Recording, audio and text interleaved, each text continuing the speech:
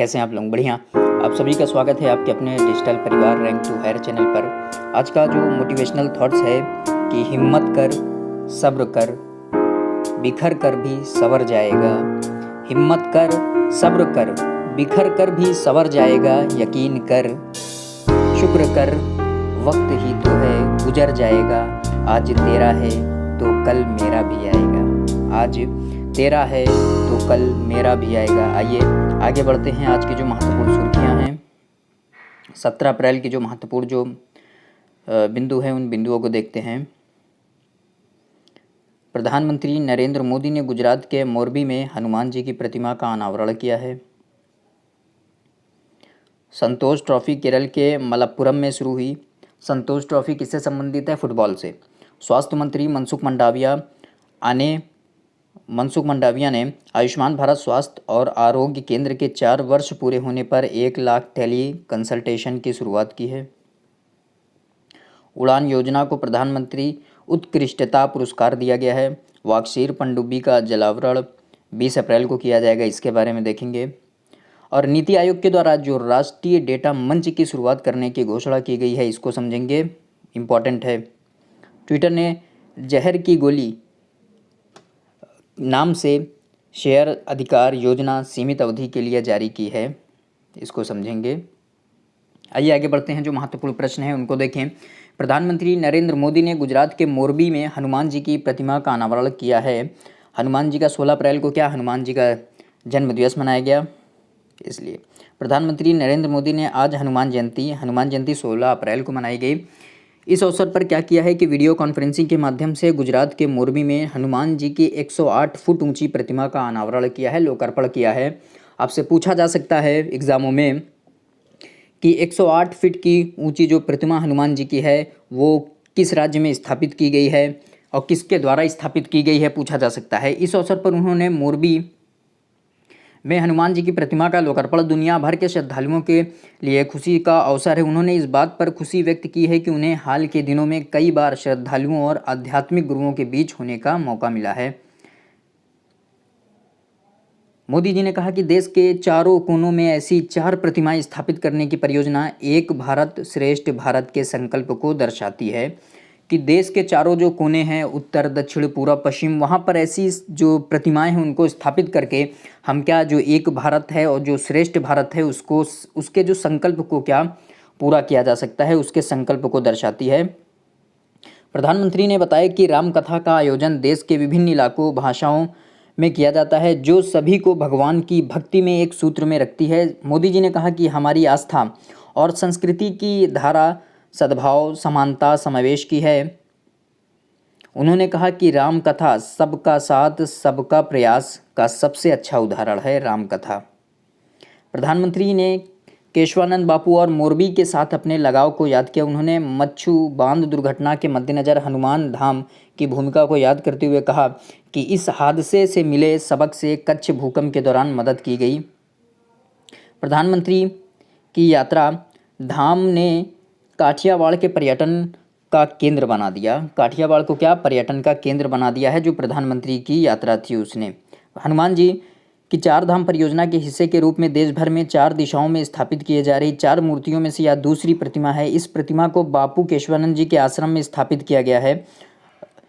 किस आश्रम में? बापू केशवानंद जी के आश्रम में इस मूर्ति को स्थापित किया गया है।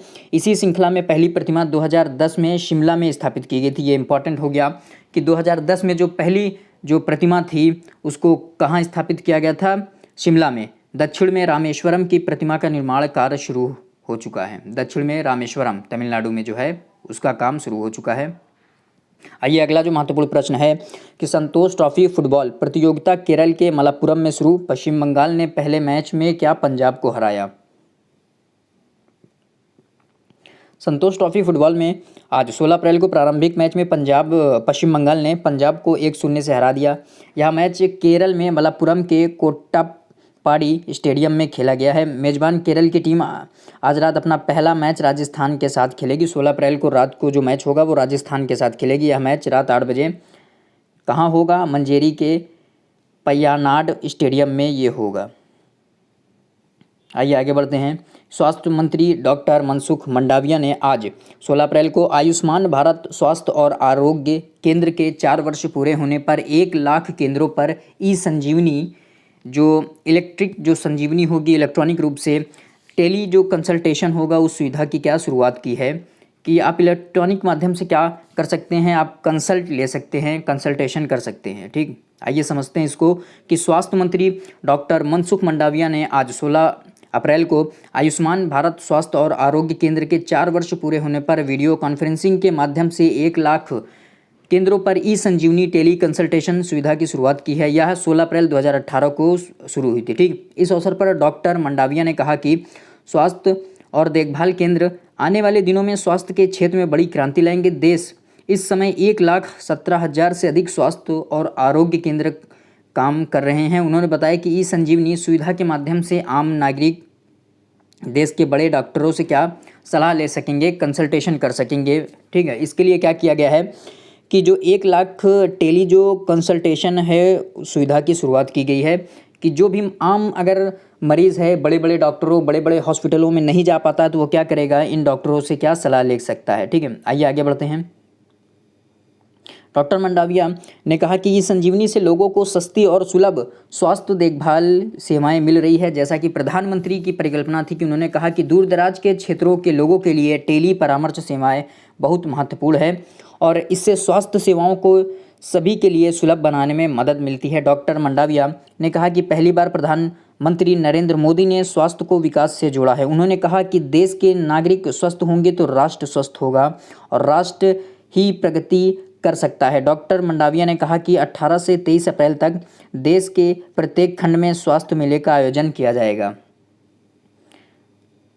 स्वास्थ्य राज्य मंत्री डॉक्टर भारती पवार ने कहा कि देशवासियों को बिना किसी वित्तीय बोझ के सभी आवश्यक सेवाएं जो स्वास्थ्य की सेवाएं हैं उनके घरों के पास ही आसानी से उपलब्ध कराई जा रही है। उन्होंने यह भी कहा कि स्वास्थ्य और आरोग्य केंद्र के बुनियादी ढांचे को दिव्यांगों की ज़रूरतों को ध्यान में रखते हुए तैयार किया गया है ताकि वो प्राथमिक जो स्वास्थ्य जो सेवाएं हैं उसका भी क्या लाभ प्राप्त कर सके। डॉक्टर पवार ने कहा कि ये केंद्र समुदाय के हित में स्वास्थ्य सुविधाएं प्रदान करना सुनिश्चित कर रहे हैं और राष्ट्रीय स्वास्थ्य नीति 2017 की प्रतिबद्धताओं को भी पूरा कर रहे हैं। ठीक, नीति आयोग के सदस्य डॉक्टर वी के पॉल ने जोर देकर कहा कि प्राथमिक स्वास्थ्य केंद्र हमारे देश की स्वास्थ्य प्रणाली का सबसे महत्वपूर्ण घटक है क्योंकि इससे स्थानीय आबादी को स्वास्थ्य सेवाओं का लाभ आसानी से मिलता है। जो स्वास्थ्य केंद्र होते हैं क्या, अब स्थानीय आबादी हुई ग्रामीण स्तर पर तो वो आबादी को क्या स्वास्थ्य जो सेवाएं हैं, प्राथमिक जो स्वास्थ्य केंद्र है उससे क्या लोगों को सुविधाएं मिलती है। आइए आगे देखिए उड़ान योजना के बारे में। उड़ान योजना को नवाचार श्रेणी में श्रेष्ठ कार्य के लिए प्रधानमंत्री उत्कृष्टता पुरस्कार से नवाजा गया है।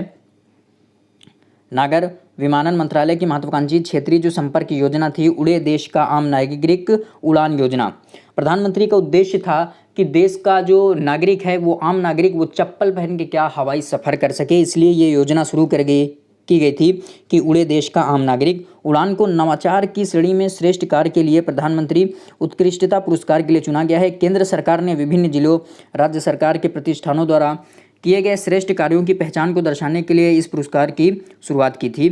मंत्रालय ने कहा कि उड़ान योजना ने सुशासन और गुणवत्तापरक मानकों को अपनाकर अंतिम छोर तक हवाई संपर्क स्थापित करने पर जोर दिया है। इस पुरस्कार के तहत एक ट्रॉफी और जो प्रशस्ति पत्र होगा और 10 लाख रुपए की प्रोत्साहन राशि दी जाती है। नागर विमानन मंत्रालय को सिविल सेवा दिवस के अवसर पर 21 अप्रैल को सिविल सेवा दिवस मनाया जाता है, याद रखिएगा इसको। 21 अप्रैल को आयोजित समारोह में यह पुरस्कार दिया जाएगा। ठीक, 5 वर्ष की छोटी अवधि में 415 उड़ान मार्गों को 66 हवाई अड्डों से जोड़ा गया है। इसमें जो पोर्ट्स भी शामिल हैं। जो हेलीपोर्ट्स का मतलब होता है अब जैसे हेलीकॉप्टर हैं उनके उतरने वाला जो स्थान होता है। ठीक, इससे 92 लाख से अधिक लोग लाभान्वित हुए हैं। उड़ान योजना से समूचे देश में विभिन्न क्षेत्रों को लाभ हुआ जिसमें पर्वतीय राज्य हो गया, पूर्वोत्तर के क्षेत्र हैं और द्वीप शामिल हैं। आइए आगे बढ़ें। वाक्षीर पनडुब्बी के बारे में देखते हैं कि वाक्षीर पनडुब्बी का जलावतरण 20 अप्रैल को किया जाएगा। इसको जलावतरण कब किया जाएगा, जल में कब उतारा जाएगा, 20 अप्रैल को। ठीक, स्कॉर्पियन परियोजना के तहत स्कॉर्पियन श्रेणी की पनडुब्बी है वाक्षीर, इसको ध्यान रखिएगा कि स्कॉर्पियन परियोजना के तहत छठी पनडुब्बी वाक्षीर का 20 अप्रैल को जलावतरण किया जाएगा। इसे मुंबई के मझगांव डॉक शिपयार्ड लिमिटेड ने फ्रांसीसी कंपनी है उसके सहायता से बनाया है। यह स्कॉर्पियन यान कलावरी क्लास डीजल इलेक्ट्रिक पनडुब्बी है, इसको ध्यान रखिएगा। आपसे पूछा जा सकता है कि जो वाक्षीर है पनडुब्बी वो किस श्रेणी की है। स्कॉर्पियन यान कलावरी क्लास डीजल इलेक्ट्रिक पनडुब्बी है। या अत्याधुनिक नेविगेशन ट्रैकिंग सिस्टम से लैस है और कम शोर से दुश्मन को आसानी से गुमराह कर सकती है। इससे कई तरह के हथियारों को भी इसमें शामिल किया गया है। ये स्कॉर्पियन जो परियोजना है स्कॉर्पियन श्रेणी की पनडुब्बी है, छठी पनडुब्बी है, जिसको 20 अप्रैल को जलावतरण किया जाएगा। इसका निर्माण मुंबई के मझगांव डॉक लिमिटेड और फ्रांसीसी कंपनी के सहयोग से इसको निर्माण किया गया है। आइए अगला जो नीति आयोग से संबंधित महत्वपूर्ण प्रश्न है उसको देखें कि नीति आयोग का मई में राष्ट्रीय डाटा मंच की शुरुआत करने की योजना है। नीति आयोग लोगों को आसानी से सरकारी आंकड़े और विश्लेषण पर आधारित जानकारी उपलब्ध कराने के लिए मई में राष्ट्रीय डाटा मंच की शुरुआत करने की योजना बना रहा है। इससे आंकड़े एकत्र करने के, निर्णय लेने और अनुसंधान को बढ़ावा दें क्या मिलेगा। 2020 में ऐसे मंच बनाने की परिकल्पना की गई थी जिसका उद्देश्य सरकारी स्रोतों के माध्यम से आंकड़े एकत्रित करने को मानकीकृत करना और उदार विश्लेषण प्रदान करना है। आयोग के वरिष्ठ सलाहकार के हवाले से बताया गया है कि यह पोर्टल नीति निर्माताओं, शिक्षाविदों और शोधकर्ताओं को डेटा को प्रोसेस किए बिना आसानी से विश्लेषण करने में मदद करेगा। शुरुआत में इस पोर्टल पर 46 से अधिक मंत्रालयों के 200 जो डेटा सेट होंगे वो उपलब्ध होंगे। बाद में गांव के स्तर पर भी डेटा इस पोर्टल पर जोड़े जाएंगे। कई सरकारी विभागों में इस समय कई सरकारी विभागों में डेटा डाउनलोड करने के विकल्पों के साथ सार्वजनिक डैशबोर्ड उपलब्ध है। कुछ इमेज फाइलें उपलब्ध है और कुछ PDF के प्रारूप में है, जिससे अधिक उनकी जानकारी संकलित करना मुश्किल हो जाता है। ठीक, आइए आगे बढ़ें। ट्विटर के बारे में, ट्विटर के निदेशक मंडल ने जहर की गोली के नाम से एक सीमित अवधि की शेयर धारक अधिकार योजना शुरू की है। ये किसके लिए? जो एलोन मस्क ने, दुनिया के जो सबसे अमीर आदमी है, उन्होंने ऐलान किया था कि वो ट्विटर को एक प्रस्ताव दिया कि वो ट्विटर को क्या करे, एलोन मस्क को बेच दें। तो इसके लिए ट्विटर के जो निदेशक मंडल है उसने जहर की गोली, पॉइजन पिल्स नाम से एक सीमित अवधि के लिए शेयर धारक अधिकार योजना की शुरुआत की। आइए इसको समझते हैं कि ट्विटर के निदेशक मंडल ने जहर की गोली, पॉइजन पिल के नाम से एक सीमित अवधि की शेयर धारक अधिकार योजना की शुरुआत की है, जो दुनिया के सबसे अमीर आदमी एलोन मस्क के लिए सोशल मीडिया कंपनी का अधिग्रहण करना कठिन बना सकता है। आपसे पूछा जा सकता है कि किस सोशल मीडिया की कंपनी है, किस सोशल मीडिया प्लेटफॉर्म के द्वारा पॉइजन पिल्स नाम से एक शेयर धारक अधिकार योजना की शुरुआत की गई थी ट्विटर के द्वारा। ठीक, इस कदम से टेस्ला के प्रमुख एलोन मस्क को छोड़कर मौजूदा ट्विटर शेयर धारकों को छूट पर अतिरिक्त शेयर खरीदने की अनुमति मिल जाएगी, जिससे कंपनी में मस्क की हिस्सेदारी कम हो जाएगी और अधिग्रहण के पक्ष में शेयर धारकों के ज़्यादातर वोटों को अपने पक्ष में हासिल करना उसके लिए कठिन हो जाएगा। इस कदम से किसी भी कंपनी में 15% से अधिक की हिस्सेदारी नहीं मिलेगी। इस समय एलोन मस्क के पास ट्विटर के लगभग 9% शेयर हैं। ट्विटर बोर्ड ने US securities and exchange commission को अपनी रक्षा योजना के बारे में विस्तार से बताया, यह कहते हुए कि एक बयान दिया कि ट्विटर के अधिग्रहण का मस्क का जो प्रस्ताव अवांछित और गैर बाध्यकारी था, जिसको नाकाम करने के लिए इस योजना की आवश्यकता थी।